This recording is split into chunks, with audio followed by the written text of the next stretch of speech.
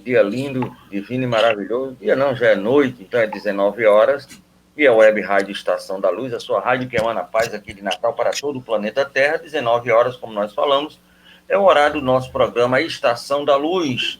E hoje nós estamos de novo com o nosso irmão Alexandre e nossa querida amiga Flávia, lá de Divinópolis, Minas Gerais, que vão fazer o programa conosco. O tema é extremamente palpitante, é o espiritismo e a filosofia. Mas nós queremos sempre alertar, sempre avisar que a nossa querida Web Rádio, ela tem um apoio institucional da Casa Espírita de Emanuel, do Pronto Socorro Espiritual Fabiano de Cristo, do Pronto Socorro Espiritual Maria do Pão, do Grupo Caritativo São Francisco de Assis e, lógico, do Movimento Espírita aqui do Rio Grande do Norte. E nós queremos, sem mais delongas, dar uma boa noite, um abraço e mais uma vez um agradecimento ao meu irmão Alexandre pela sua vinda ao nosso programa e pela escolha do tema da noite de hoje. Muito obrigado e boa noite, meu querido. Boa noite, Tavares. Boa noite a todos assistindo. Boa noite a Flávia. Né? Boa noite. É um grande prazer. Tudo bem, Flávia? Tudo bem. Tudo bem. Então, É um grande prazer estar de volta. Ótimo. Dona Flávia, boa noite, muito obrigado. Sem o dona, né, Tavares? Sem o dona, só a Flávia. Então, só Flavinha, pronto, aí não tem mais. Aí não então, tem problema. Flávia, como é que está você? Está tudo bem, querida? Está tudo bem, graças a Deus. Espero que vocês também estejam bem, que os ouvintes também estejam passando bem, para a gente ter esse momento de reflexão bem bacana aqui agora. Com certeza teremos. E aí, como nós somos uma rádio, meu amigo Alexandre e Flávio, uma rádio espírita, um programa espírita, nós temos que pedir autorização, e a autorização aqui é a prece. E nós gostaríamos, meu amigo, que você pudesse ser o portador da nossa rogativa ao Mestre Jesus em forma de prece. Traga a sua verba, abrindo as possibilidades infinitas que a prece pode nos dar para os estudos da noite de hoje, meu amigo. Por favor. Pois não. Vamos, então, rogar, né, aos bons espíritos, aos mentores que acompanham este trabalho de todos os lugares, de todos os planos, para que eles inspirem a todos nós que estamos aqui debatendo esse assunto e que esses assuntos possam levar à luz que os nossos ouvintes querem e precisam. E que nós possamos caminhar sempre com a tutela do Cristo e com a tutela do bem nos nossos propósitos e nossas vidas. Que assim seja. Graças a Deus. Seja. Flávia, você faria o ponto do Evangelho da noite de hoje, por gentileza?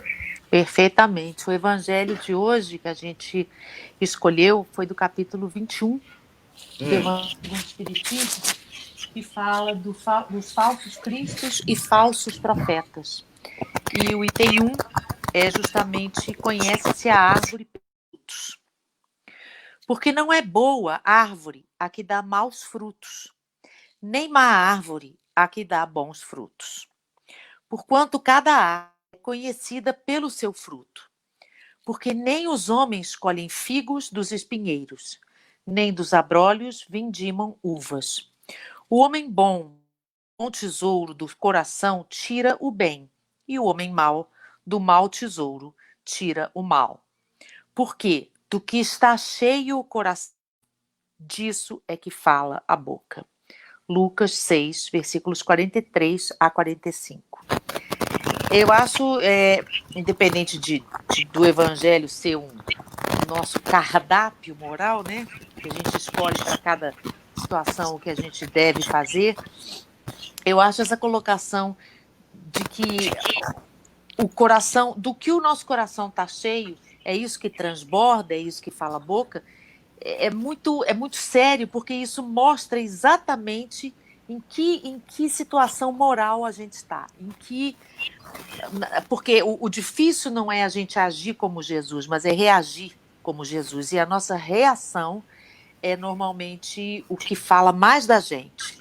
Nessa colocação de Lucas, quando a gente vê o que a gente fala, o que a gente pensa, mesmo quando a gente não fala, a gente consegue entender e ver, que eu acho que é o pior, né? E reconhecer que o que a gente fala é o que está cheio dentro da gente. Se é falar mal dos outros, se é duvidar, se é colocar em dúvida, se é colocar em suspeita qualquer atitude, qualquer fala, e mesmo em relação à própria doutrina, em relação a tudo, em relação à nossa vida, é muito feio a gente enxergar isso na gente. Que o que a nossa boca fala é o que o nosso coração está cheio. E que bom que a gente tem os momentos também que a gente consegue buscar dentro de nós o bom e o bem, para que a gente também consiga colocar para fora essas coisas que também moram na gente, né? Então, quando a gente ouve que conhece-se as árvores pelos frutos, é exatamente isso, é como a gente se comporta, como a gente age, o que a gente fala, é isso que fala da gente, mas principalmente como a gente se comporta. Meu amigo Alexandre, filosoficamente falando, já que a gente vai trabalhar a filosofia, espiritismo e filosofia, nós somos cidadãos espelhos e a gente, filosoficamente falando, a gente sempre vê no outro que nós temos ou de certo ou de errado? Ah, sem dúvida, né? Sem dúvida. Inclusive é uma das teorias do Freud, né? A teoria do espelho, né? Nós nos refletimos nos defeitos dos outros, né? Sem dúvida nenhuma. Do ponto de vista religioso e também do ponto de vista filosófico e do ponto de vista prático, né? Evidentemente. Maravilha. Você colocou como tema, e eu achei fantástico, porque o que é que ocorre? A questão da filosofia, ela está muito envolvida com o espiritismo. E quando você me falou que o tema seria espiritismo e filosofia, você vai trabalhar em que sentido essa parte que parece ser diferente, mas a gente vai analisar que são coisas bastante parecidas. É isso aí mesmo que a gente vai trabalhar hoje, meu amigo, através do estudo? Sim, essa foi um estudo que nós fizemos recentemente numa casa espírita daqui de Divinópolis, né? E também movido por um artigo aliás, não foi um artigo, um vídeo que eu vi de um filósofo muito conhecido, né? Um filósofo brasileiro chamado Luiz Pondé, e ele dizia que o espiritismo não é uma filosofia, que isso é invenção nossa dos espíritas, né? Naturalmente, a gente respeita a opinião dele, é um filósofo respeitado, porém, ele falou isso naturalmente sem conhecer o que é o espiritismo, né? E dentro dessa percepção, dessa fala dele, é que eu gostaria de conduzir o nosso estudo para que a gente entendesse por que Allan Kardec e por que o Emmanuel falam, né, e outros também, que o espiritismo é uma filosofia, e qual a conexão da filosofia espírita com a filosofia propriamente dita. Muito bem. Eu já gostaria aqui de verificar, já que você pegou esse exemplo do filósofo Pondé, é um triângulo redondinho, né? É esse daí, né? Isso. Eu até gosto muito dele, sim. Mas tudo bem. Quando você falava isso, eu me lembrei da introdução do item, a introdução 8 do Livro dos Espíritos, né? Se ele lê, parece a cara dele, mas tudo bem. Não no início, lá para o meio. O que seria realmente a filosofia, para que esse filósofo, tá entendendo, chegasse a dizer, sem estudar, que uma outra vertente não é filosofia. O que realmente é filosofia, vamos a nível mesmo material. Depois a gente vai trabalhar essa questão filosófica e espiritual. Mas o que seria realmente a filosofia que nasceu lá na Grécia, com aquela turma toda, Sócrates, Platão, Aristóteles, tudo que ocorreu. O que realmente seria uma filosofia, o que é realmente a filosofia? Ok, vamos lá. Vamos entender, né, lá na origem o que é filosofia do ponto de vista conceitual, né? A filosofia, ela nasce do rompimento do homem com os mitos, né? Entendamos que Deus, a nossa percepção espiritualista, Deus não deu ao homem o conhecimento pleno. deu ao homem os instrumentos para que ele, né, desvendasse os conhecimentos e conhecesse a verdade. Então, no início de tudo, né, eu vou remontar 10 mil, 15 mil anos antes do Cristo, né, o homem ele vivia sem respostas, porque ele não tinha conhecimento. Nem conhecimento empírico, né, experimental, e nem conhecimento cognitivo. Ele estava construindo ainda, inclusive, a sua questão de cognição. Pois bem, e aí, no passado, o homem, a humanidade, né, as coletividades, elas buscavam entender explicações dos acontecimentos naturais dentro dos mitos, né? Então, ele não sabia explicar a tempestade, não sabia explicar os acontecimentos trágicos, né, como terremotos, como seca, como uma mulher que não conseguiria fertilizar-se. Então, ele buscava mitos, ele buscava construções místicas para justificar aquilo que ele não entendia. Então, tudo tinha um mito, tudo tinha um rito, tudo tinha um Deus. Até que, com o passar do tempo, principalmente nos gregos, né, e a gente vê isso nos gregos com muita ênfase, começa a buscar uma razão para o entendimento das coisas reais. Aí começa a construção da filosofia. Então, a filosofia é um rompimento do processo do tempo mitológico com o tempo que a gente chama do tempo da logos. O homem consegue buscar construir a logos, né, a razão em grego. Aí surgem os chamados filósofos pré-socráticos, né? Começando principalmente com Tales de Mileto, que é chamado o pai da filosofia antiga. Só que nessa época ainda pairavam-se muitas dúvidas, as pessoas ainda continuavam com muitas dúvidas, mas através da observação e da experiência, esses filósofos começavam a buscar respostas concretas a acontecimentos que até então eram tidos como sem respostas, né? E aí, esses filósofos chamados pré-socráticos, eles buscavam as respostas nos acontecimentos físicos, é o chamado período da physis, né? Eles buscavam explicações das coisas nas origens físicas das coisas. Então, Tales de Mileto, por exemplo, ele dizia que a origem de tudo estava na água, né? Aí você vem, Demócrito dizia que estava no átomo. Demócrito foi o primeiro pensador que buscou entender a ideia do átomo, né? Depois nós tivemos Heráclito, que estava no movimento, Pitágoras, que estava nos números. Então, todos esses filósofos, que são chamados de pré-socráticos, eles buscavam entender a natureza a partir de uma ótica física, né? E eles contribuíram muito para a construção do conhecimento. Aí depois nós tivemos a chegada dos filósofos socráticos, né, que nós vamos discutir mais tarde. Então, o que é a filosofia, na nossa conceituação? Ela é um combo de respostas, de teorias, que buscam explicar a origem, o destino e os acontecimentos do homem. Imagine você uma sexta, que você está no sítio da sua casa, no seu sítio, e você tem um pomar com diversas frutas.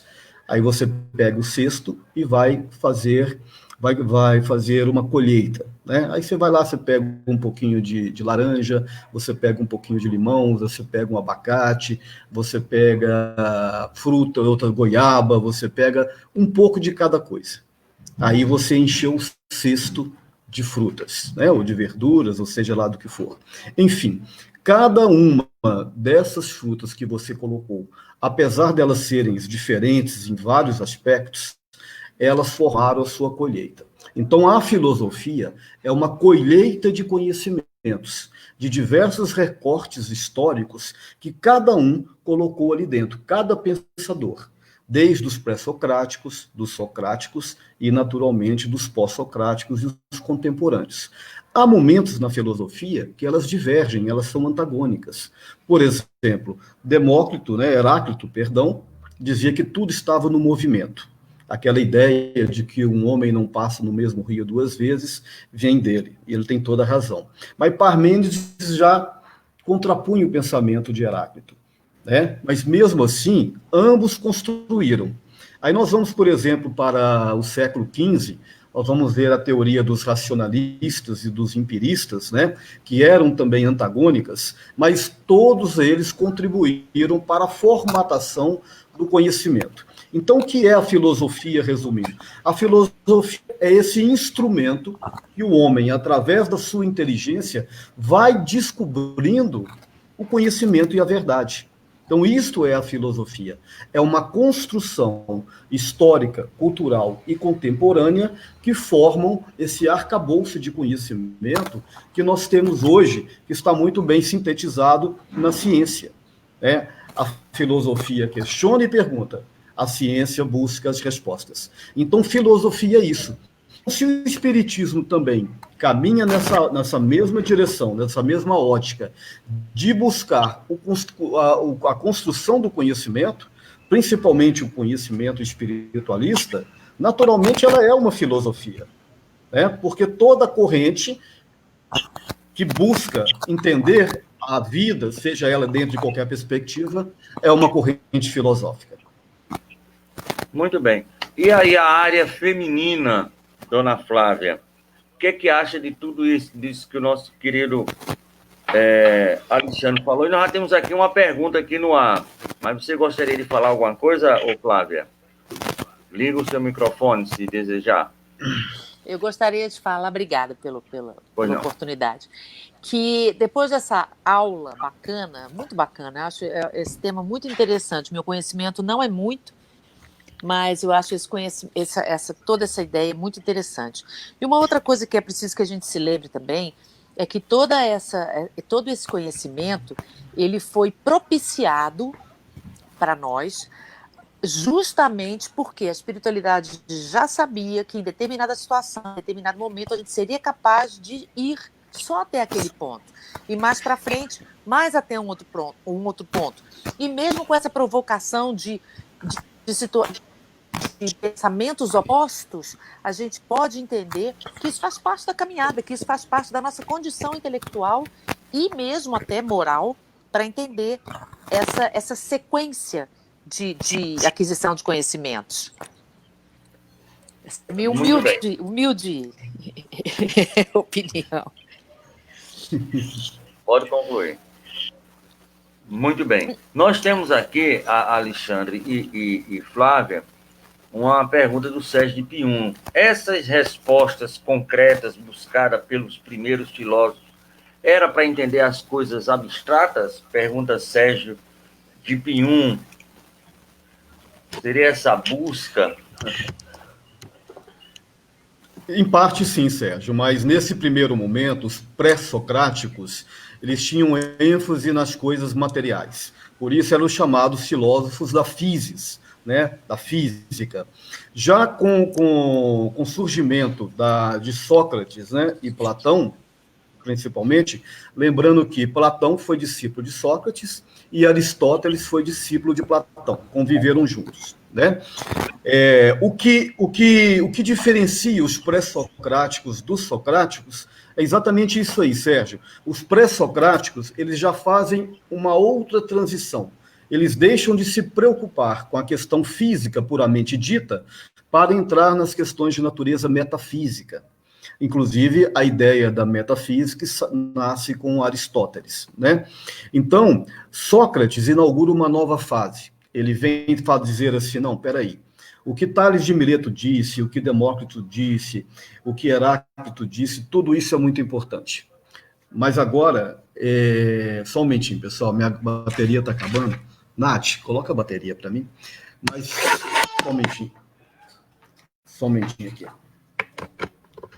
Bom, então voltando ao que eu estava dizendo, os socráticos, né, principalmente Sócrates, inaugura uma nova fase. Ele vem dizer o seguinte, olha, é importante que nós conheçamos tudo que nos envolve, o universo, a origem das coisas, questões materiais, a origem de onde viemos, o que acontece com a natureza. Mas importante agora é que nós entendamos que o centro de tudo é o homem, é a razão do homem. Aí inaugura-se a ideia do antropocentrismo, antropo-homem, centrismo, colocando o homem agora no centro do entendimento. E aí começam a surgir as ideias de Sócrates, o homem como animal político, a ideia da ironia, a ideia da maêutica, né? Sócrates começa a conduzir um desenvolvimento da razão a partir da perspectiva do próprio homem. Então, o homem não busca mais as respostas fora de si, ele começa a buscar as respostas dentro de si. Então, Sócrates faz essa guinada dos filósofos pré-socráticos para os filósofos socráticos, colocando agora o homem no entendimento das coisas. Muito bem. Dona Flávia, a senhora sabe, por acaso, quais são as 2 primeiras palavras do Livro dos Espíritos? Vai continuar aqui trabalhando. Está lá na primeira página, não é nem na primeira pergunta, não é nem na introdução. A senhora lembra? Logo que a gente abre assim, o que é que a gente vê aí? É uma coisa fantástica, tem muito a ver com o nosso estudo de hoje. Encontrou? Espera aí que o meu livro tem um monte de palavras novas. Não, é um pouquinho antes. São as 2 primeiras palavras do Livro dos Espíritos. Nossa, você está me botando numa situação que eu não sei se o meu é igual. Filosofia espiritualista. Ah, filosofia espiritualista, exatamente. Exatamente, quer dizer, exatamente. Meu amigo, Flávia e Alexandre, o que seria uma filosofia espiritualista dentro desse padrão que o professor acabou de falar, porque isso é uma verdadeira aula de filosofia. Exatamente. Pré-socráticos e já do Sócrates, do Platão e do Aristóteles, principalmente quando ele coloca o homem como buscando aquilo para si, aquele conhecimento. Por que Kardec, vamos dizer assim, por que Kardec colocou como primeiras palavras do Livro dos Espíritos filosofia espiritualista? Vamos começar com o Flávio e terminar com o Alexandre, por favor. Olha, eu continuo na mesma tendência que eu tinha falado anteriormente. Tudo isso, para mim, é uma sequência dentro do que o nosso intelecto era capaz de compreender, primeiro com as coisas que eram de fora, depois com a busca interior, para depois, e somente depois, não havia a menor chance disso acontecer antes, a gente passar para, então, a saída, não exatamente a saída, mas a questão de você agregar o homem físico e o espiritual, que nada mais é do que um só, mas era preciso essa escada desde a época do que vinha como fora, né, vamos chamar assim, depois a situação do próprio homem consigo e depois em relação a Deus, ao Criador. Então, no meu entendimento, esse caminho foi um caminho construído porque era preciso que houvesse uma sequência lógica até pela nossa evolução. Estou errado ou estou certa, Alexandre? Olha, Flávio, depois dessa eu vou me despedir de vocês e vou embora. Muito bem. Porque você já falou tudo, né? Eu ia concluir com isso aí, mas você já falou tudo agora, não precisa mais de mim. Brincadeira. Muito bom, Flávio, muito bom. E aí, o que seria de fato, meu amigo Alexandre, fora isso que a Flávia falou, com que intenção Kardec colocou ali? Que aviso ele queria dar para a gente, ou para quem fosse ler a obra, que você estava se debruçando a partir daquele momento em cima de uma filosofia espiritualista? Então, Tavares, aí nós temos uma questão contemporânea, uma questão histórica muito importante que estava acontecendo naquele momento na França de 1850, né? Existia uma corrente filosófica, né, que vem de Nietzsche, que criou-se, né, a ideia do materialismo, né? E aí, preocupado com tudo isso, inclusive no Livro dos Espíritos, o Allan Kardec fala que um dos objetivos do espiritismo é combater o materialismo, né? Quando ele fala da filosofia espiritualista, ele dá ênfase a essa ideia de que existe algo fora do campo material. E naquele momento histórico ali da França, ali da Europa, exatamente daquele momento, existia uma ascendência muito forte da corrente materialista. Inclusive, essa crescente da corrente materialista ainda é muito forte hoje em dia, né? Então, dentro dessa ideia, o Allan Kardec, eu acredito, é a minha opinião, que ele, quando coloca uma filosofia espiritualista, ele deixa claro que não é mais uma filosofia materialista, mas uma filosofia que tem como premissa tanto o mundo espiritual e tanto as questões de natureza metafísica. Aí eu volto lá atrás, porque quando a gente falava dos filósofos da physis, né, os pré-socráticos, e aí a gente passou para os socráticos, eu vou lá em Platão. Platão, como eu disse, né, nós sabemos, ele foi discípulo de Sócrates. Porém, Platão, ele tem um insight maravilhoso. Aliás, os historiadores chamam esse movimento na Grécia, né, de o milagre grego. Porque eles ficam por entender por que apareceram tantos pensadores geniais naquele momento ali na Grécia, naquele intervalo ali de 5, 6 séculos. Nós, espíritas, já entendemos que teve todo um arranjo, todo um desenho da espiritualidade para que esses espíritos viessem dentro daquele cenário grego para fazer essa renovação mental e espiritual que a Flávia anteriormente nos disse, para fazer esse adiantamento, né? Aí eu vou lá em Platão, porque o Platão, ele foi genial, e se a gente, um dos nossos intuitos nesse estudo, Tavares, é entender e fazer essa conexão entre o espiritismo e esses recortes filosóficos, né? E Platão é o que mais casa dentro da nossa filosofia, da nossa ideia espiritualista. Aí eu vou citar para você 3 momentos.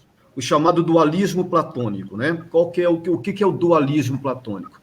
Platônico dizia que existiam 2 mundos, que ele chamou de mundo das ideias, né, o mundo sensível, e o mundo concreto, né, o mundo das experiências.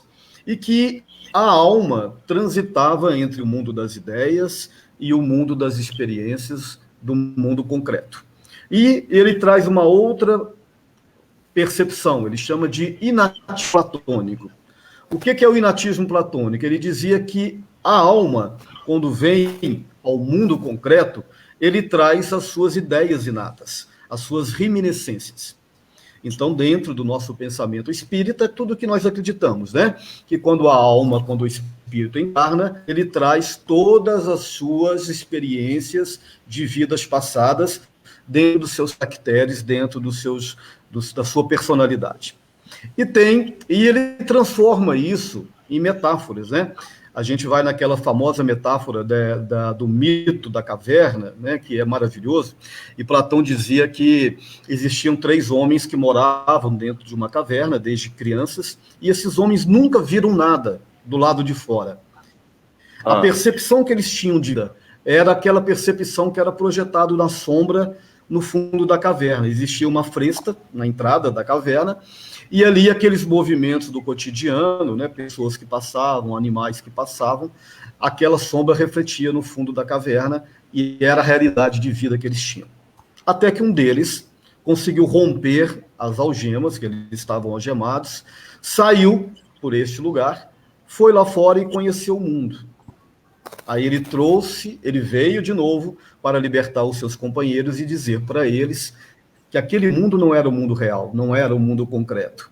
Aquele mundo era um mundo parcial, que o mundo verdadeiro ele estava lá fora. Então, nessa metáfora, ele vem dizer para nós que o mundo concreto, o mundo real, é o mundo das ideias. E a nossa visão de mundo, essa visão dessa realidade que nós temos, essa realidade tridimensional, é uma realidade momentânea. Que a verdadeira realidade é a verdadeira realidade, a realidade da alma. É a verdadeira realidade do espírito, né? Então, é o que ele chamou da liberdade. O homem se liberta das algemas através de quê? Através da filosofia, através do conhecimento. Então, o Platão ele faz esse ganho, né? Ele traz essa ideia para nós, E é por isso que Allan Kardec vem dizer na introdução do Livro dos Espíritos que Sócrates e Platão são os precursores do espiritismo, porque a base da nossa filosofia espiritualista, a base do entendimento espírita, está basicamente dentre esses dois pensadores, Sócrates e Platão. Muito bem. Aí, porque como precursores do cristianismo, está lá, no Livro dos Espíritos, e também do Espiritismo, ele coloca os dois maiores representantes da filosofia mundial, que até hoje, já passado 4.000 e poucos anos, ainda continuam tão atuais como se fossem ontem de tarde. E por que um filósofo diz assim que não é filosofia? Isso é que eu fiquei meio encafifado, mas tudo bem. Mas vamos para frente.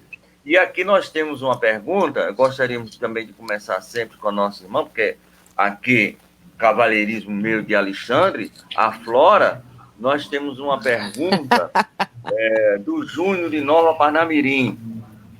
Pela via da filosofia, qual a diferença entre espiritualista e espírita? Bom, boa tarde, boa noite, né, Júnior? Boa noite. A questão é a seguinte: o espiritualismo, ele está ligado a todas as crenças, a todas as religiões que creem na existência do espírito. Então, existem muitas crenças, muitas religiões, muitas não, algumas, né, que são espiritualistas, que acreditam na existência do espírito. Mas o espírita é uma palavra que foi cunhada por Allan Kardec para mostrar, como é que é essa palavra? Para caracterizar as pessoas que estavam envolvidas nessa doutrina, em tudo que os espíritos trouxeram para nós, através de Allan Kardec. Então, quando você fala, hoje a gente já viu muita gente falando, eu sou espírita kardecista, eu sou espírita, não sei o que lá, mesa branca, mesa azul, na verdade não existe isso. Se você é espírita, você segue a religião dos espíritos codificada por Allan Kardec. Não sei se ficou claro, se não ficou, por favor, pessoal, me ajuda aí para que o nosso amigo fique com a resposta mais correta possível. É isso aí, seu Alexandre. O que seria um espiritualista e um espírita? É a mesma coisa ou é diferente? Não, eu vou complementar o que a Flávia disse, ainda na seguinte ideia, que espiritualista, podemos dizer que todas as religiões, elas são espiritualistas, Sim. Como diz a Flávia, todos que acreditam numa vida após a morte. Então, somos todos espiritualistas. O católico é espiritualista, o evangélico, o judeu, enfim, o budista, todos são espiritualistas. Agora, o espírita, ele além de acreditar na imortalidade do espírito, ele acredita na reencarnação do espírito, né? Então, todo espiritualista, todo espírita é espiritualista, mas nem todo espiritualista naturalmente é espírita, porque nem todos creem no processo da reencarnação, né? Muito bem. E outros também, a mediunidade também, a gente pode ver por esse padrão. Me diga uma coisa, eu queria perguntar aqui, é uma pergunta basicamente da produção, qual é a relação entre a doutrina espírita ou espiritualismo, ou o espiritismo, e as teorias fisiológicas? Fisiológica, bem entendida aqui, é a ciência que estuda o funcionamento do organismo, né? Então, a coisa material. Existe uma relação entre essas teorias fisiológicas e o espiritismo, o Alexandre, e depois aí a gente termina agora com a Flávia. Começa com o Alexandre e termina com a Flávia, se possível for. Não, sem dúvida, elas são indissociáveis, né? Não tem como você separar, porque a filosofia espírita, ela trata das questões de natureza espirituais, mas também, né, com a sua visão concreta, como dizia Platão, mundo das ideias e mundo concreto, né? Então, elas são indissociáveis. Não tem como você separar né, dentro dessa dinâmica que nós estamos ainda, entre momentos em que você está em mundo espiritual, desencarnado, e momentos que você está no mundo concreto, encarnados, naturalmente, tanto a questão fisiológica quanto a questão espiritual, elas estão atreladas. E eu vou voltar mais uma vez em Platão, Tavares. Tem também uma metáfora do Platão, né, que é chamada Tríade de Platão. Olha que interessante. Ele diz uma historinha que a alma seria como um cocheiro que está conduzindo 2 cavalos. O cocheiro é a alma. O carro, a carroça, o carro, a carruagem, é o corpo. E os 2 cavalos que puxam esse corpo é um cavalo bom, um cavalo dócil, um cavalo disciplinado, que ele chamou de razão, e o cavalo indisciplinado, o cavalo arredio, forte, mas quase indomável. Esse cavalo é o instinto. Então, segundo Platão, o cocheiro, a alma, ele tem que coordenar a rédea do seu cavalo, do seu carro, a carruagem, e coordenar equilibradamente o instinto de um lado, forte, impulsivo, e a inteligência e a razão do outro, que é o equilíbrio. Então, olha como é que Platão foi fantástico, né? A tríade de Platão, dentro da percepção nossa espírita, né? Aí nós temos o espírito, quando encarnado, ele está no seu carro, no seu corpo físico, coordenando dentro de si os seus impulsos animalizados, os seus instintos e a sua razão e o seu sentimento e o seu coração. E é isso que impulsiona o homem no seu desenvolvimento. Então, respondendo à pergunta do nosso companheiro, são indissociáveis, neste momento, você separar a filosofia dentro do espectro material e corporal, dentro do espectro espiritual, porque elas, nesse momento ainda, até quando a gente atingir a nossa maturidade espiritual no nível superior, nós ainda precisamos de conviver com as questões de nível material.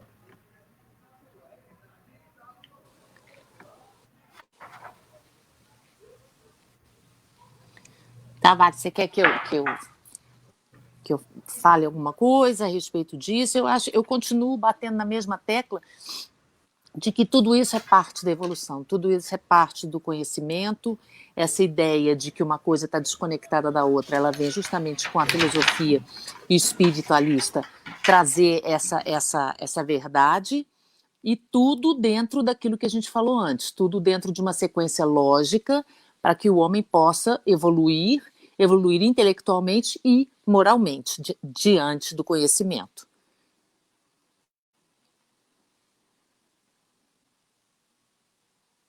Muito bem. Me diga uma coisa, Alexandre, nós falamos nos filósofos antes de Sócrates, depois de Sócrates, Sócrates um pouquinho depois, mas a gente tem um hiato muito grande, vamos dizer assim, isso é mais ou menos 2.400 anos atrás, ou 400 anos antes de Cristo, que Sócrates estava por ali, Platão, principalmente ali naquela fase de 400 anos antes do Cristo, são 2.400 anos atrás, e depois, somente em 1700, por volta dos anos 1700, é que surge o iluminismo com John Locke, com Voltaire, com Rousseau, com Montesquieu, com Devereux, com Adam Smith.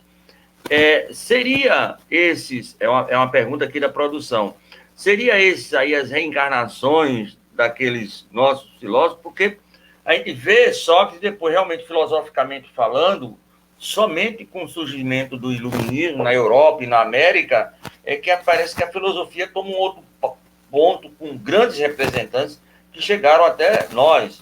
Jean-Jacques Rousseau é maravilhoso, eu sou apaixonado por Voltaire. É por aí ou houve outros entre esses dois tempos? Assim, na verdade, não houve esse ato, sabe? Essa sequência não foi quebrada. Pelo contrário. Nós tivemos o período do helenismo, né, com Alexandre Grande, o Alexandre da Macedônia. Ele espalha a cultura grega, né, pelo mundo conhecido. Aí, depois, nós temos diversas correntes filosóficas, depois os chamados pós-socráticos. E depois, no século II, aproximadamente, nós tivemos o neoplatonismo com Plotino, né, já em Roma. Ele já começa a dar uma outra leitura para as obras de Platão, mas uma leitura religiosa um pouco mais mística. E no século IV, aí surge um grande baluarte da filosofia, que foi Santo Agostinho. Santo Agostinho, ele criou, né, praticamente, a filosofia patrística. O que era a filosofia patrística? Era uma ideia de que juntar os preceitos cristãos, né, da origem, do nascimento do cristianismo naquela época, com as ideias de Platão.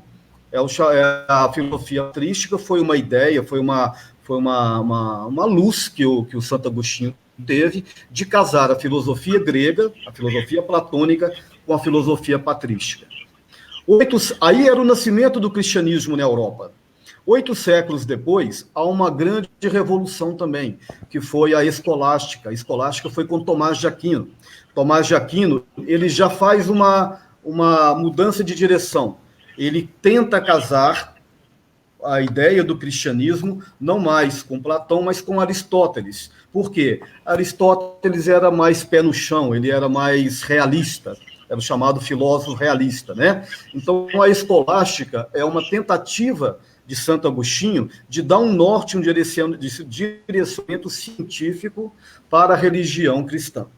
Aí, com o passar do tempo, surgem outras 2 grandes correntes, que foram no século XVI, com o racionalismo com René Descartes, né, e os empiristas com John Locke e David Hume, na Inglaterra.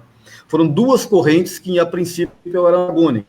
Os racionalistas, com Descartes, defendiam a mesma ideia que Platão, do inatismo platônico, que existia a dualidade espírito e matéria, e que o que definia o comportamento do homem era a junção das suas ideias inatas com a sua razão. Os empiristas, com John Locke, diziam que o homem é uma tábula rasa, e ele imprimia nessa tábula os caracteres, ou seja, os conhecimentos, através de suas experiências empíricas, né?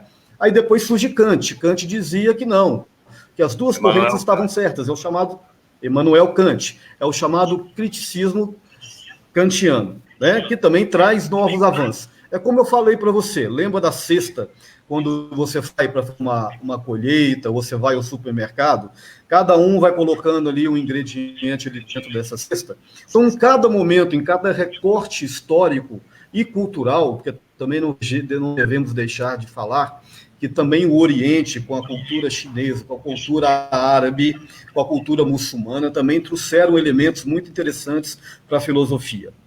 Aí você tem razão. Aí nós tivemos um grande movimento intelectual e humanista, que foi o renascentismo e o iluminismo. Aí sim, houve um grande movimento da espiritualidade, ou seja, cada um plantou, né, colocou um tijolinho na base. Exato, colocou um tijolinho na base. Quando chega nessa época, na Alta Idade Média, aí com os movimentos humanistas e iluministas, o renascentismo, aí há uma grande revolução no campo do pensamento. Nós voltamos à ideia do antropocentrismo, porque no começo da Idade Média, na Baixa Idade Média, voltou-se a ideia do teocentrismo, Deus no centro e o homem como consequência. Aí a igreja usou muito isso de uma forma oportunista, né? Tudo que acontecia, a miséria humana, as dores, os sacrifícios, é porque Deus queria.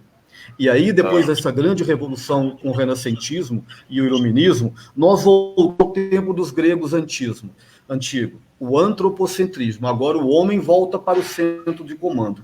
Não que Deus esteja derrogado, muito pelo contrário.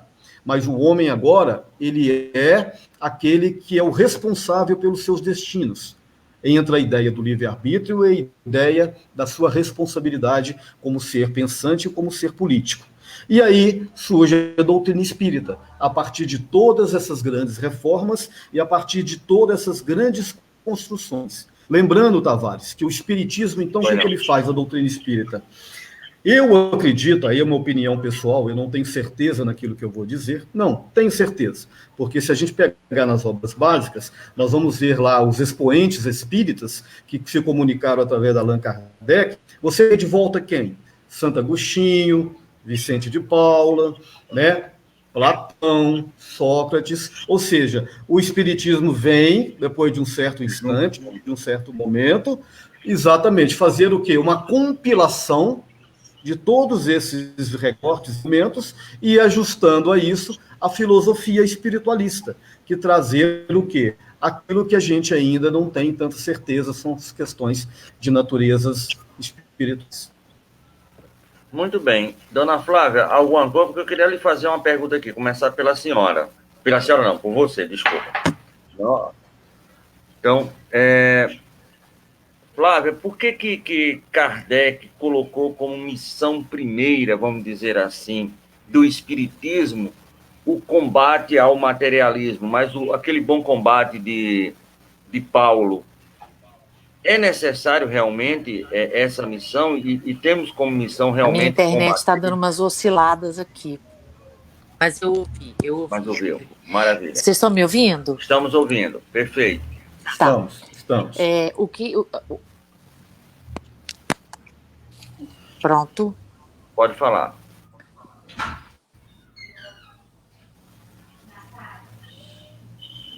Flávia, pode falar, nós estamos ouvindo.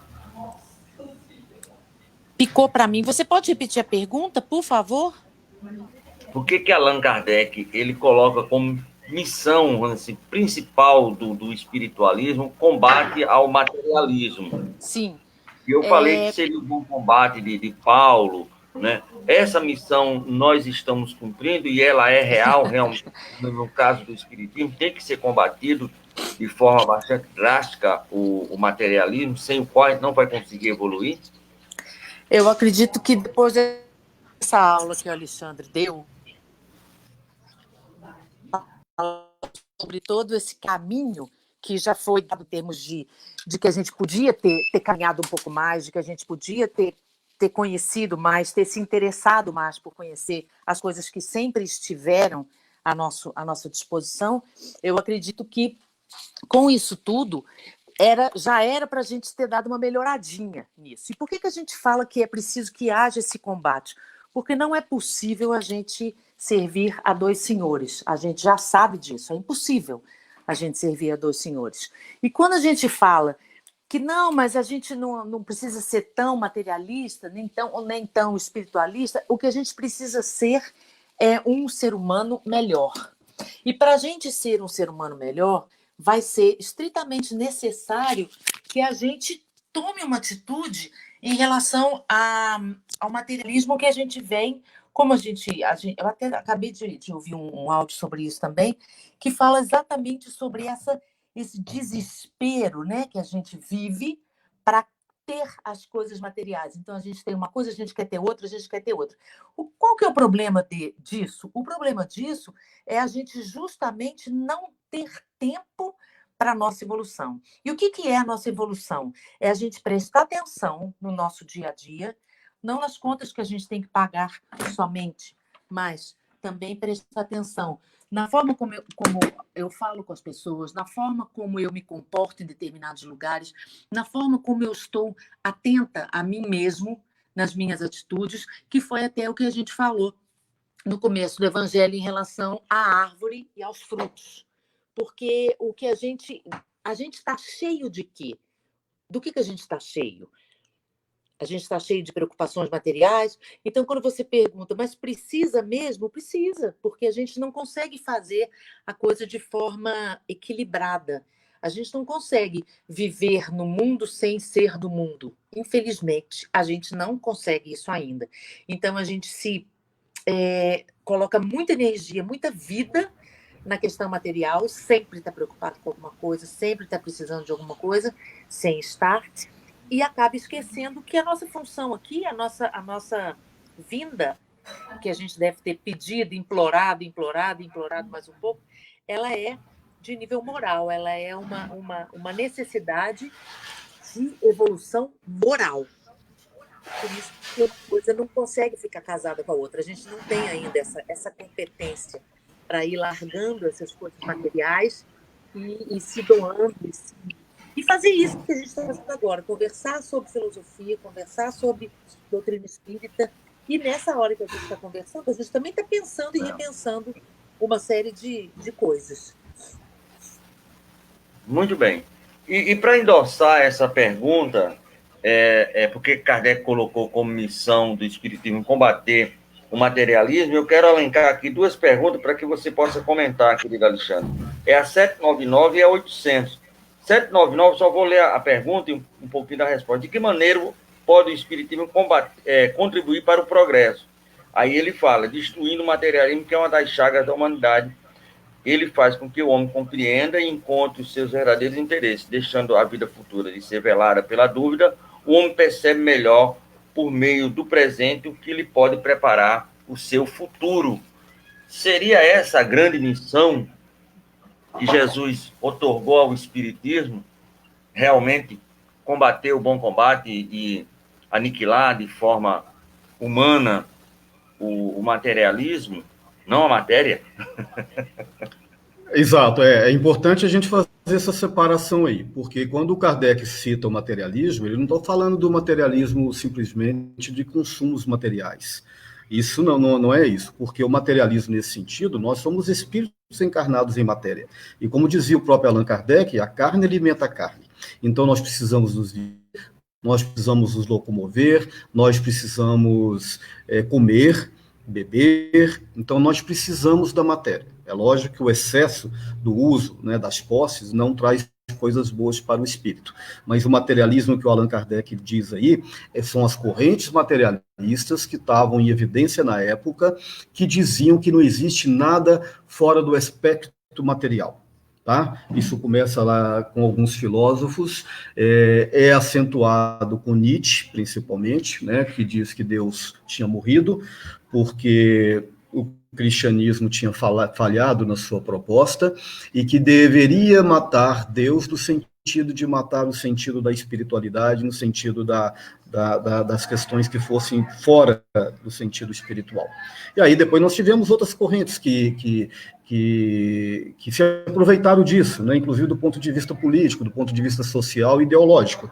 A teoria marxista, por exemplo, parte do princípio do materialismo dialético, né? De que o que importa é a matéria, o que importa é a sobrevivência do homem, e que o trabalho do homem é mais importante do que qualquer outra coisa, e que Deus é uma invenção da burguesia.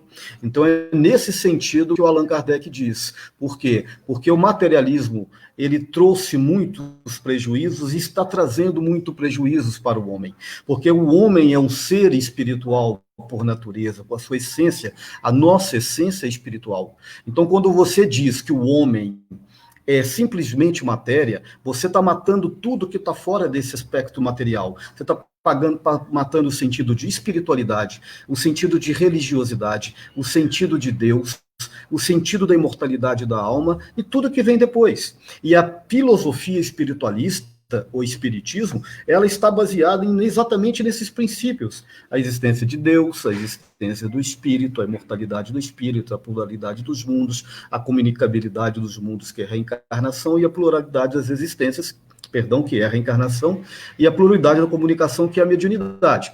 Então, quando ele diz combater o materialismo, é que a corrente materialista, muito em evidência na época, né, cresceu muito e está em muita evidência hoje. Inclusive, hoje tem muitas correntes aí dizendo que a religião tem que acabar, botando fogo em igrejas, né, e combatendo as religiões, que o homem é um ser concreto, um ser material, o que importa é o hoje, aqui e o agora. É nesse sentido. O espiritismo é contrário a tudo isso.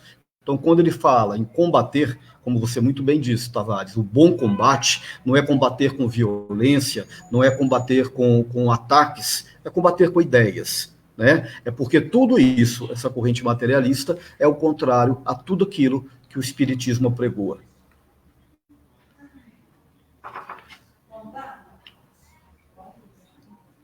Muito bom, meu amigo. Maravilhoso essa sua colocação. Quais os filósofos que você acha que mais contribuíram com o espiritismo? Dentro, lógico, dessas possibilidades que ele angariou, fazendo essa coletânea toda desde há 2.400 anos atrás, né?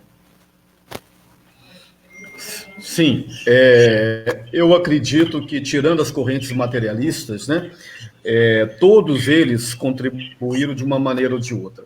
Aonde eu queria chegar com essa discussão, Tavares, é que os nossos ouvintes, né, entendessem que a doutrina espírita ela é a resultante de diversas teorias e de diversos momentos históricos, né? Se você pegar a questão número 1 do Livro dos Espíritos, que é Deus, a inteligência suprema, a causa primária de todas as coisas, você vai lá em Santo Agostinho, na filosofia patrística, está exatamente desse modo lá na filosofia de Santo Agostinho. Se você pegar a ideia da reencarnação do espiritismo, você vai lá em Pitágoras, nos pitagóricos, né, que eram da chamada religião órfica, né? O que diziam os órficos? Que a alma transita de corpos em corpos até atingir a perfeição. Ora, isso é exatamente a nossa teoria da reencarnação. Então, todos eles contribuíram de uma maneira ou de outra, mas alguns, na minha perspectiva, contribuíram mais. E esses foram, para mim, Platão, Sócrates, Aristóteles e Santo Agostinho. Mas todos contribuíram de uma maneira ou de outra. Maravilha. Flávia, o que é que mais lhe chama a atenção nessas ideias filosóficas que o Espiritismo traz? O que é que lhe faz verdadeiramente querer continuar filosoficamente espírita, vamos dizer assim? Eu acho que todas essas escadas, né, esses degraus que a gente viu com essa aula, né, que o Alexandre trouxe para nós, todas essas possibilidades vistas e não vistas, né, porque tinha algumas coisas que ele falou em relação a antes do Renascimento e do Iluminismo, que muito pouca coisa eu sabia. Então, eu acredito que, diante disso tudo, dessas aulas que a gente teve na vida, de todas essas possibilidades, da aquisição de conhecimento em todos os aspectos, do próprio legado de Allan Kardec, eu acredito que fica claro, fica óbvio essa logística, essa lógica em termos de aquisição de conhecimento mesmo, de que você tem que galgar os degraus e cada um está num tempo, cada um tem o seu próprio tempo. O que me faz querer cada vez mais acreditar e viver isso é a lógica, é a verdade. É o que está na nossa cara e a gente muitas vezes deixou de ver e agora não tem mais jeito de não ver. E como você citou, Paulo, combater o bom combate, mesmo que a gente não tenha religião nenhuma, é só a gente ver o que a gente traz conosco, que volta no início da nossa conversa com a história da árvore. Então, se a gente tiver um pouquinho de humildade e conseguir enxergar tudo isso que a gente já sabe, a gente vai ver que o caminho é esse. E essa é a forma da gente conseguir viver melhor. Então, o que me faz acreditar, o que me faz continuar, é saber que eu ainda tenho muito que caminhar, mas uma coisa muito importante é ver que eu também já caminhei bastante. Porque a gente pode ver nas nossas algumas atitudes que a gente tem hoje que a gente não tinha antigamente. E ao contrário também é verdade. Então, eu considero essa doutrina, essa filosofia, um grande presente. Para a minha vida foi um grande presente. E pretendo continuar nela o tempo que eu puder, encarnada e desencarnada.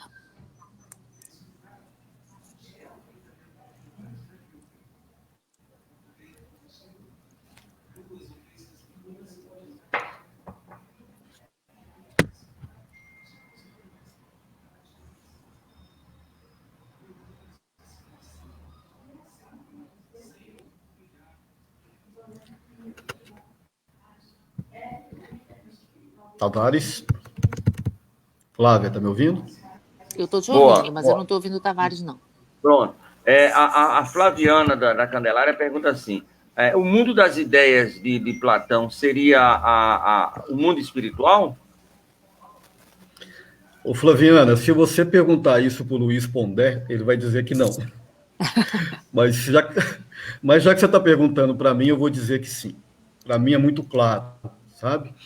O chamado dualismo platônico, né?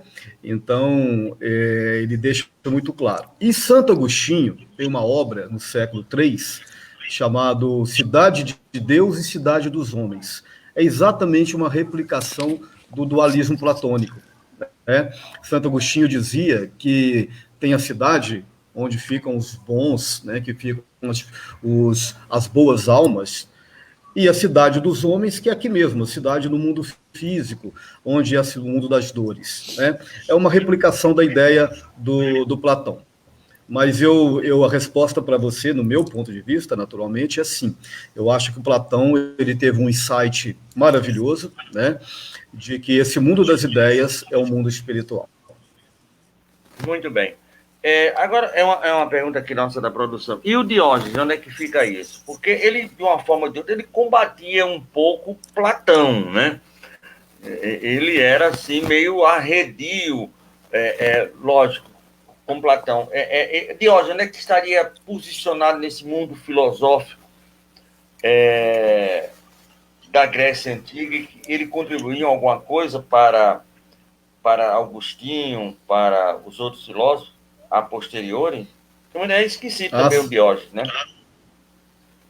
Não, sem dúvida. Quando você vai estudar filosofia, você vai conhecer filósofos espetaculares. Nunca esse elo de conhecimento foi rompido. Né? E como eu disse para você, exatamente nesse dualismo, né? Nesse princípio do diálogo, como dizia Sócrates, né? É que você nasce as ideias. Aliás, o Sócrates tinha ele criou a ideia da maêutica, né? Que dizia dizer parteiro, né? A mãe dele era uma maêutica, era uma parteira. Então ele tirava de dentro do seu interlocutor o conhecimento que ele já tinha com muita habilidade. Então o conhecimento está dentro de nós. O que os filósofos fazem é cada um trazer uma teoria, e muitas vezes essas teorias são discordantes, são antagônicas, mas faz parte do processo do conhecimento. Algumas são concordantes, algumas são complementares, né? Platão complementa Sócrates, Aristóteles complementa Platão, discorda numa coisa aqui, numa coisa ali. Por exemplo, Aristóteles não concordava com a ideia do dualismo platônico. Ele dizia que o homem é um ser concreto, é um ser que realista, por isso que é chamado de filósofo realista. Mas assim foi construída a filosofia. Né? Um chega e faz uma teoria, o outro chega e discorda daquela teoria, o outro chega e complementa aquela outra teoria. Então, em todos esses momentos históricos, nós vamos ver isso. A teoria espírita, o que ela faz? Com muita habilidade, com muita genialidade. Ela vem compilar esses momentos históricos e a juntar tudo dentro de um direcionamento. Por isso que o Allan Kardec é chamado de codificador, porque ele codifica essas mensagens com muita habilidade. Não só as mensagens do mundo espiritual, mas também as mensagens que estavam disponibilizadas nos livros. Você vai ver lá no Livro dos Espíritos, nós temos as perguntas de Allan Kardec, as respostas da espiritualidade e, muitas vezes, um contraponto do próprio Allan Kardec, citando, inclusive, alguns conhecimentos que ele já tinha, alguns conhecimentos filosóficos, inclusive. Então, todos eles contribuíram, mesmo que discordando.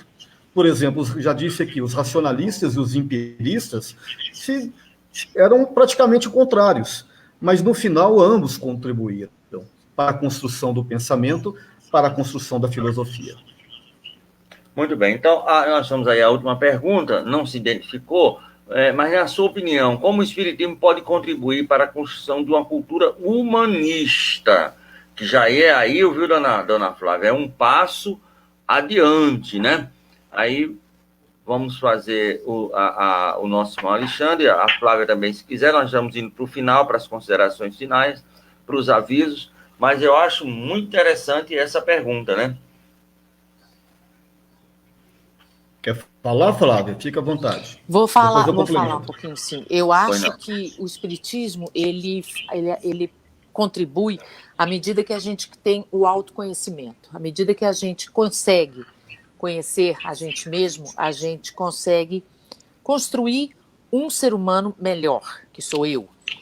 Então, a partir desse conhecimento todo que a gente tem, a partir de todas essas escolas que a gente teve, que culmina nesse instante com o Espiritismo, pode ser que no futuro a gente tenha uma expansão de ideias a respeito disso, eu acredito que o Espiritismo, trazendo essa ideia do autoconhecimento, trazendo, como você falou, de Paulo, a ideia do bom combate, tudo isso faz com que, eu acho que isso tudo faz com que a gente consiga individualmente se trabalhar e fazer com que a gente veja e fuja daquela questão do orgulho e do egoísmo e consiga ver os outros como uma grande família universal, sem pieguismo, sem conversa fiada, entendeu? De uma forma real, de uma forma amorosa.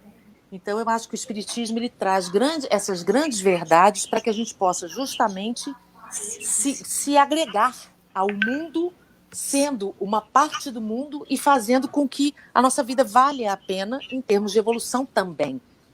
Eu acho que o Alexandre vai completar, logicamente, melhor o que eu falei, mas eu acho que o Espiritismo ele é a grande chave que a gente teve na nossa vida e que a humanidade tem. É aquele que vai ficar conosco até o final dos tempos, até a gente conseguir aprender. Muito bem, meu amigo. Vai essa cultura humanista do homem, né, intercedendo pelo homem, mas cada um segundo as suas obras, como falou Jesus de Nazaré. Então, a Flávia foi muito feliz aí quando ela disse, né, a questão do autoconhecimento, né? Inclusive, filosoficamente falando, essa frase que é atribuída a Sócrates, né, na verdade não é dele, essa frase estava cunhada lá no templo de Delfos, né? Conhece-te a ti mesmo. É isso que nós estamos fazendo aqui. É nos conhecendo como espíritos. E a grande contribuição da filosofia espírita, da doutrina espírita para a cultura humanista é levar para o homem essa ideia dos seus princípios. O Leon Denis, certa vez, foi perguntado se o espiritismo seria a religião do futuro. Ele disse que não seria a religião do futuro, mas que seria o futuro das religiões. Em que sentido que ele diz isso?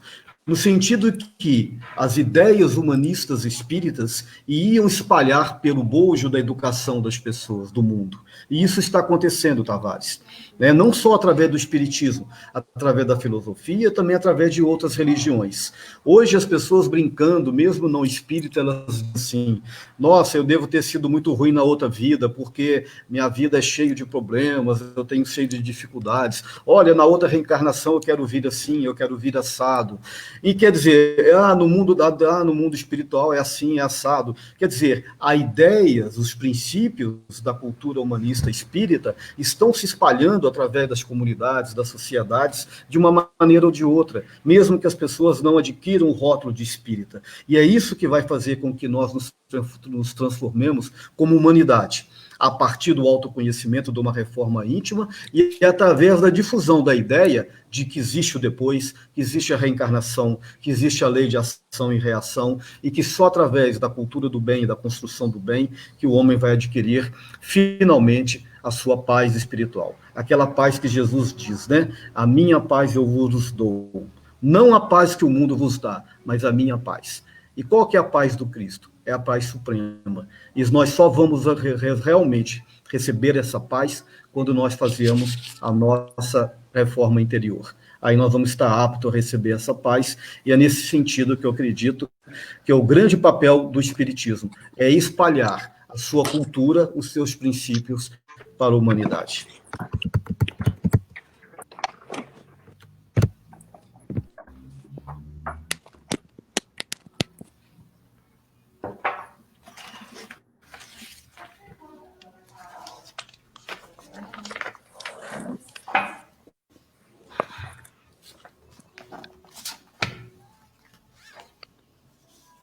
Tavares? Opa, meu amigo, muito obrigado. Nós estamos aí agradecendo de forma maravilhosa esses conhecimentos que vocês vieram trazer para a gente. Já estamos indo para o finalmente do nosso programa. Queria as suas considerações finais, a sua e a da Flávia, e já queria solicitar dela a possibilidade dela fazer a prece de encerramento. E entre as considerações de encerramento, eu queria fazer os avisos pertinentes à rádio. Flávia, muito obrigado. e suas considerações finais, minha amiga. Muito obrigada a vocês. Eu quero pedir perdão porque a minha internet está horrível, oscilou muito, muitas coisas eu não ouvi, mas quero agradecer por essa grande aula, essa grande oportunidade. Alexandre, realmente foi sensacional conhecer algumas coisas que eu também não conhecia e dizer, gente, que podem dizer o que quiser, podem falar o que quiser, os falsos profetas, aqueles que se levantam e falam do que quiserem, mas a verdade é essa. A gente conhecendo essa doutrina, a gente que já com certeza passou muitos anos e séculos vivendo de maneira errada, teve a bênção, apesar de sermos os trabalhadores da última hora, de conhecer essa doutrina que eu, mais uma vez, chamo de salvadora. Ela não salva ninguém, mas ela te mostra, te dá a boia para você segurar e falar, não, agora eu vou. Então, eu quero agradecer sempre a espiritualidade, a todos aqueles que me fizeram entrar nesse caminho e a vocês que me convidam, mesmo com essa pequenez que eu tenho de conhecimento, sem nenhuma falsa modéstia, para participar de momentos tão engrandecedores como esse. Eu agradeço muito de coração. Muito obrigado. Nós é que agradecemos a você, Flávia. E, meu amigo Alexandre, mais uma vez, foi um baluarte assim, de tantos conhecimentos, principalmente nessa área filosófica, que a gente precisa tanto de conhecer verdadeiramente o passado para entender o presente e trabalhar o futuro, né? Mais uma vez eu agradeço a grande oportunidade, né, que você nos disponibilizou, o convite carinhoso que você fez. Agradeço minha amiga, minha irmã Flávia, né, que está sempre solícita em atender o nosso convite, viu, minha querida amiga? Eu pego muito no seu pé, mas vale a pena, né? Não, mas eu preciso. Muito preciso, né? Fazer o quê? Lógico. Isso. Os amigos são justamente para isso, né? Exatamente. Diz um poeta que amigo é tudo para guardar do lado esquerdo do peito. Mas aí, eu quero pedir a você que daqui a pouco seja portadora da nossa rogativa ao Mestre Jesus, mas eu queria agora falar um pouquinho sobre a programação da nossa rádio. Então, amanhã de manhã, a partir das 8 horas da manhã, nós teremos aqui o nosso irmão Amadeu Ferreira com seu programa Nos Domínios da Mediunidade. Vai ao ar sempre às 8 horas da manhã, toda segunda e sexta, com o Amadeu Ferreira, o programa Nos Domínios da Mediunidade. À noite, a partir das 19 horas, nós teremos a nossa irmã Marineves Saraiva, a ex-presidente da Federação Espírita do Piauí, uma amiga de longas datas, e ela vai falar sobre paternidade e maternidade, família, missão divina, né? Amanhã, segunda-feira, a partir das 19 horas. Na terça-feira, nós temos de manhã, a partir das 8 horas, o programa Construindo Pontes para a Eternidade com o nosso irmão Décio Soares, sua turma lá de São Paulo. E à noite, a partir das 19 horas, nós iremos trazer o nosso irmão André Ribeiro, lá de Brasília, mais precisamente do Grêmio Espírita atual Barbosa de Lima, que vai trazer um tema bastante curioso, interessante, a doutrina espírita, ou a doutrina explica. E a gente vai saber o que é que ele vai trazer para a gente de explicação na terça-feira. Na quarta-feira de manhã, a partir das 8 horas, nós temos o nosso irmão Alexandre Santos e a sua equipe, que faz conosco aqui na nossa web rádio Estação da Luz o programa Filosofia, Ciência e Moral. E à noite, o nosso irmão Ulisses Delangelo, vamos lá de Betiorga, lá do Núcleo Espírita, o Núcleo de Estudo Espírita, União Fraterna de Bertioga, vai falar sobre a influência dos espíritos em nossas fraquezas. Na quinta-feira, à noite, mais precisamente à noite, nós teremos a presença da nossa irmã Tânia, o André e o Daniel, que são lá do Kardec Spirit Group de Austin, Texas, lá nos Estados Unidos, e eles três vão falar sobre a família como instrumento de redenção espiritual direto dos Estados Unidos, mais precisamente de Austin, no Texas. E é isso na quinta-feira à noite. Na sexta-feira de manhã, nós teremos Amadeu Ferreira com o programa Nos Domínios da Mediunidade, só que vamos fazer um programa com a Austrália. E você sabe muito bem que são 13 horas de diferença, é por isso que a nossa irmã Karen Regina, lá do Allan Kardec Spirit Center, da cidade de Sydney, na Austrália, estará conosco aqui a partir das 8 horas da manhã. e meu amigo Alexandre, para eles já serão lá quase 21 horas do mesmo dia, da mesma sexta-feira, e ela vai falar sobre um tema muito interessante, ir e pregar pelo mundo, e o movimento espírita na Austrália, lógico, na Austrália e também na Oceania, onde fica a Austrália. Nós teremos aí já na sexta-feira à noite o nosso querido irmão Zé Soares, da Federação Espírita do Rio Grande do Norte, a partir das 19 horas, vai continuar o estudo do livro A Caminho da Luz, a partir do capítulo 20. E no sábado nós vamos aqui para Campina Grande, a nossa rainha da Borborema, a União Fraternal Espírita de Campina Grande, que tem um grupo musical espírita Receita de Paz, formado pela família Lisandra, a filha, Lúcia, a mãe, e o Rocha, esse verdadeiro rochedo, que é o pai, fazem o grupo musical Grupo Musical Espírita Receita de Paz, que vai falar música e arte da família para o mundo. E fechando o nosso domingo, daqui a uma semana, nós teremos o nosso irmão Sérgio Tissem, que vai falar sobre a neurobiologia do amor, a virtude. Faz uma pergunta, a virtude é essencial. Então, nosso irmão Sérgio vai estar aqui conosco, falando sobre a neurobiologia do amor. A virtude é essencial? É uma pergunta. Então, depois dessa nossa programação para a semana, nós vamos pedir à nossa irmã e amiga Flávia que seja, ela saiu, a internet dela, então, amigo, vai ser você, trabalhador na casa, o trabalho sempre aparece. Então, meu amigo Alexandre, seja o portador da nossa rogativa ao Mestre Jesus em forma de prece, já que a internet da nossa querida Flávia está um pouquinho defeituosa, meu amigo. Tá certo. Ela, inclusive, avisou aqui no meu zap aqui que caiu a internet. Não tem problema. Então, vamos todos que estão nos ouvindo, né, numa corrente de amor, numa corrente de paz, numa corrente de agradecimento. Agradecer à boa espiritualidade que acompanhou esse estudo, aos mentores desse estudo, a todos aqueles que estão nos ouvindo, tanto no campo espiritual quanto no campo físico, para agradecermos a Jesus pelas bondades que ele nos disponibilizou, pelo carinho, pela atenção, a todos esses espíritos bondosos que, através da filosofia e através da doutrina espírita, nos trouxeram esses conhecimentos maravilhosos que nos convidam para esse autoconhecimento e para que nós possamos, enfim, sair desse momento de passividade para começarmos a construir, finalmente, a nossa evolução, a nossa transformação. Que esse programa seja sempre abençoado e que esse trabalho seja sempre abençoado pelos bons espíritos. Que assim seja. Então, graças a Deus, meu amigo Alexandre, muito obrigado.